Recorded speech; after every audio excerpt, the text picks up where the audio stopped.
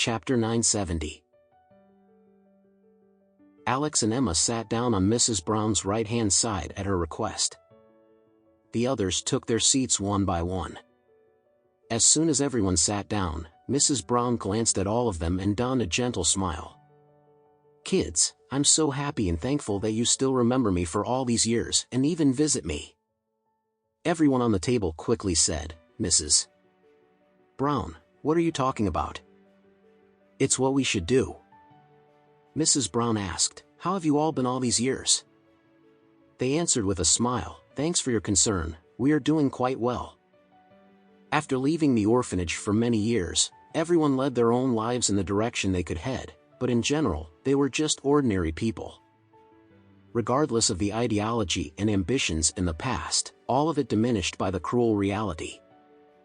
They eventually returned to ordinary life. Everyone had changed a lot.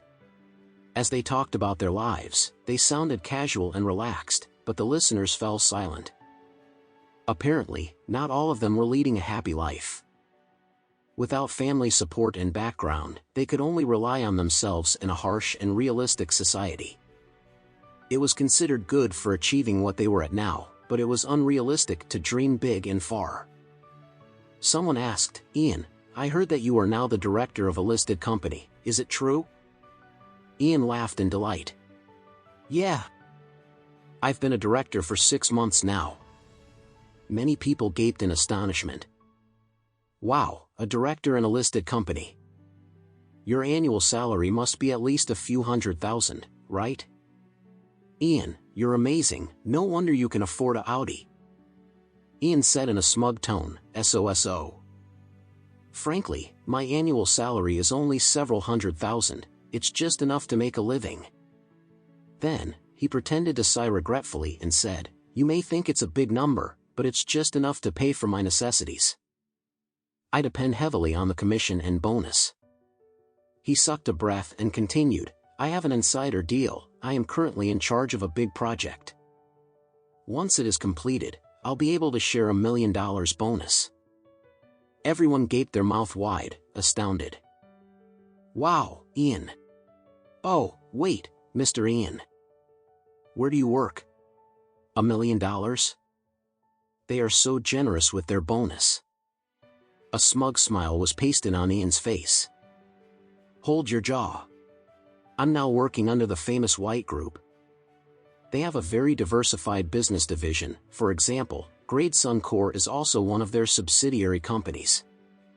Sometimes, the profit of a project can hit up to tens of millions of dollars, and the bonus of the project I'm partaking in is considered less." Alex frowned. The White Group. Wasn't that the company under Hazel White's family? Was Ian the White family's employee? It was getting more interesting now. Since Alex was awfully silent, Ian asked in a mocking tone, "By the way, Alex, what do you do now? Don't tell me you've been mooching on your wife ever since you married into their family." His lackeys laughed sinisterly upon his remarks. No matter how patient Alex was, he was starting to get annoyed by Ian's continuous provocation. He glared at Ian and said flatly, "Yes, I have to do the laundry, cooking, and clean the house every day. It is quite a busy yet fulfilling life. I don't have the time to find a job." Alex was telling the truth, but it became the funniest joke when it resonated in Ian's ears. He laughed out loud and mocked. "Oh please, Alex, stop saving your face. Everyone knows how awful it must be to you. Stop pretending as if being a house husband is the most enjoyable life you can have." Then, he said in a deliberate tone, "Oh yeah, since we are childhood buddies, I'm offering you a job. I am looking for an assistant recently, why don't you come and join Maverick to help me out?"